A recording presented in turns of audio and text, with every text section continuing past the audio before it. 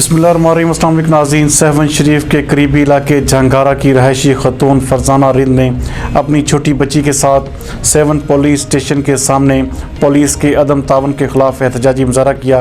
हमारे नुमाइंदा खसूसी वकार अली मल्लाह के मुताबिक इस मौके पर बात करते हुए खातून का कहना था कि मेरे शोहर को रिंद बरादरी के लोगों ने अगवा कर लिया है और ज़मीन पर भी बाअसर लोगों ने कब्जा कर लिया है, लेकिन सेवन की पुलिस कुछ भी तावन नहीं कर रही। इस मौके पर बात करते हुए खातून का कहना था कि मेरे शोहर को रिंद बरादरी के लोगों ने ना सिर्फ अगवा किया बल्कि मेरी ज़मीन पर भी काबज़ हो चुके हैं, लेकिन सेवन की पुलिस इस हवाले से कुछ भी तावन नहीं कर रही।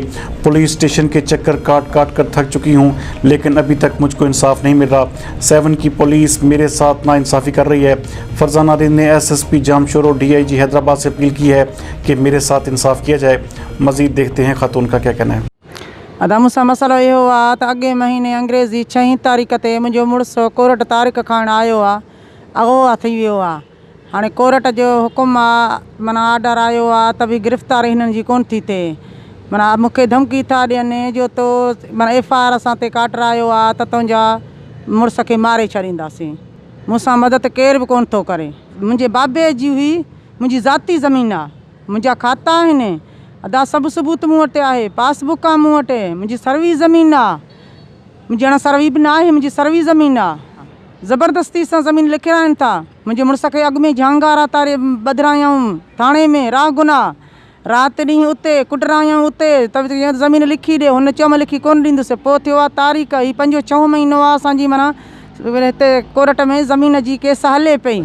महीनो पूरो थियो आहे, बाक़ी वॾी आहिनि महीने में 6 तारीख़ आहे, हाणे अॼु हले 4 हले। मुंहिंजी अपील आहे सभिनि खे, आला उहिदेदारनि खे, मुंहिंजी मदद केर बि कोन थो करे त मुंहिंजी माना FIR थिए।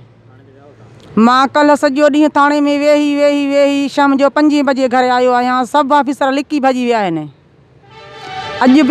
अॼु बि सुबुह जो 10 बजे खां बि पहिरियों मां वैसे पहिरियों थाणे वेठो हुउसि त बि मां उते वियुसि, उतां खां बि सभु ऑफिसर निकिरी विया आहिनि। अञा मूंखे धमकियूं था ॾियनि, चवनि था माना तुंहिंजो ॾेर बि मारींदासीं, टारगेट आहे तुंहिंजो ॾेर असांजो, हाणे तुंहिंजे ॾेर खे बि खणंदासीं, मारींदासीं, तुंहिंजे पुट खे बि मारींदासीं। अदा ख़ुदा जे वास्ते मुंहिंजी मदद कयो। ॿियो केर बि कोन्हे, मुंहिंजा पंहिंजा आहिनि, शफ़ीक, रफ़ीक ऐं मुमताज़, हिकिड़ो बासर माण्हू आहे, रिंद आहिनि,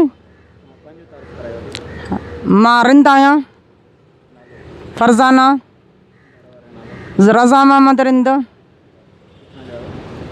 ॻोठ नवाब ख़ान रिंद,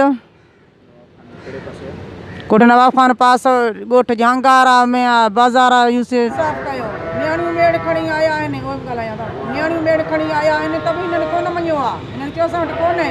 केॾीमहिल धमकियूं था ॾियनि, केॾीमहिल छा था चवनि, केॾीमहिल चवनि था त लाश मिलंदो, केॾीमहिल चवनि था त तव्हां पाण लिकायो। अदा तव्हां ई सोच कयो, मां पाण पंहिंजे मुड़ुस खे हथनि सां लिकाईंदुसि। मूंखे केरु कोन्हे, न को भाउ आहे, न को पीउ आहे, न को सौटु आहे, न को चाचो आहे। मुंहिंजा पंहिंजा ई आहिनि, मुंहिंजा दुश्मन केरु कोन्हे, मुंहिंजा पंहिंजा दुश्मन आहिनि। ख़ुदा जे वास्ते मूंखे इंसाफ़ खपे, इंसाफ़ खपे, इंसाफ़ खपे। न त मां पंहिंजो बच्चा पाण खे ॿाहिरि ॾेई सारींदुसि। उहो ज़िमेदार हुकूमत रहंदो, आला ऑफिसर सभु रहंदा।